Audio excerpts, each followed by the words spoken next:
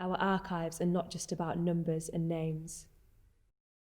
When you take a good look, who knows which voice will reach out to you and what tales will be told?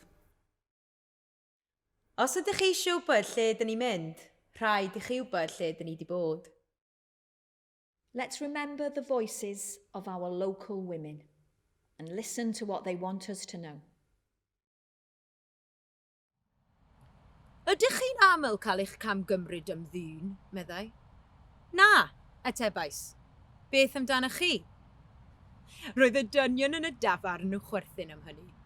Ac o'n i ddim medru helpu ond gwenu ar y llyngyr bach wrth iddo fo wingo'r fachgen fy nhafod miniog. Peidiwch a cheisio bod yn glyfar gyda fi, fachgen.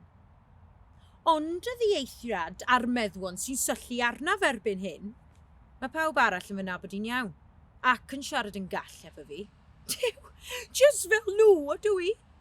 Gynnau 2 lygad, trwyn a cheg, a just fy mod i'n dipyn yn wahanol i'r merched eraill. Ddim just y ffaith dwi'n gwisgo fel dyn, ond y ffaith medra i wneud pob peth mae dyn yn medru ond yn well. Os mae yna un ffordd o gorddi fi, dwedwch fy mod i ddim yn gallu wneud rhywbeth just oherwydd ges i fy eni gyda brone. Be sy ar y tu fewn sy'n cyfri, nid ar y tu allan. Beth bynnag, mae yna sawl dyn tew yn y lle yma gyda brone mwy na fi, a ti'n mynd gweld nhw'n neud y glanhau na'r goginio na dwyt. Mae'n ffaith, a dwi'n golygu ffaith. Fedrai'r reslo gyda'r gorau'r dynion yma, a bellach, does dim rhywun ohonyn nhw wedi meiddio cystadlu yn fy nerbyn. Rhiofyn yn amlwg. Pam? Wel, na i roi siampl fach i chi. Wrth gwrs, mae yna dynion sy'n gweld rhyw fath o ddyletswydd i drio di-ddrwg, di-dda merch fel fi. Mae yna sawl di trio yn barod, ond does dim un ohonyn nhw wedi llwyddo. Ond efoi o enw Thomas Ashton Smith o Faenol.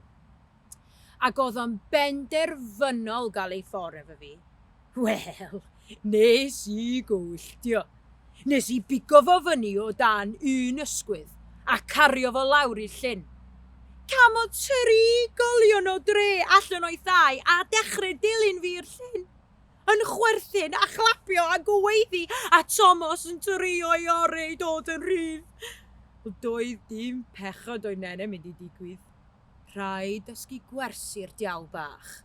Un chafiad cryf a fewn i'r llyn a fo. Helbwch fi, dwedodd o. Iawn, atebais. Ond mae rhaid i chdi dalu hanner gini. Unrhyw beth, gweiddodd o yn poeri dŵr allan o'i geg. Estonais law iddo fo, a halio fo allan o'r llyn fel brithyll. Wel, nes i fynd adre gyda pres yn fy mhoced noson honno. Does dim rhywun dyn di dod yn fy nerbyn ers y diwrnod hwnnw. O'n i'n lwcus gyda fy nhad. Oedd o'n gallu gweld rhywbeth ynddo fi. Oedd o'n gallu gweld o potensial oedd gynnau ar y ffarm gweitha protestiadau fy mam. Dysgodd i sut i bysgota, hela, seithi. Doeddwn ni beth angen iddo fo fan i fi dwywaith. O'n i'n rhôn rhosys mi mlaen, ac o'n i'n redig allan o drws wrth ei ochr. Dwi'n gollio.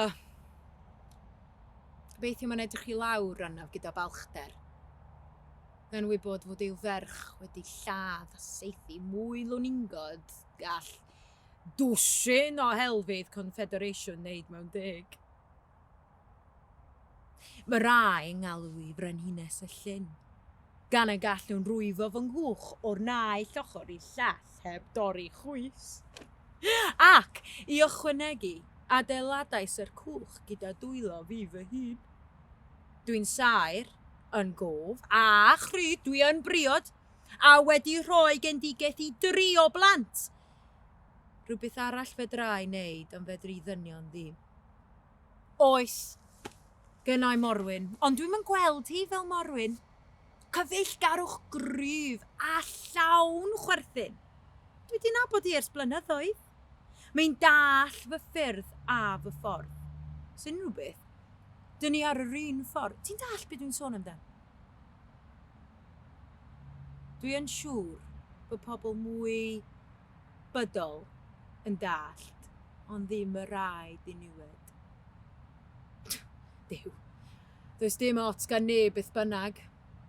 Dwi ddim ond un sy'n goddef pobl yn cario clecs amdano. Mae nhw yn gwybod bod yna ddigon o le yn y llyn, cofia. Wel, well i mi droi. Yn y ogleiron y gwynt ydw i yn fyr o un gwningen at heno. Hwyl am y tro.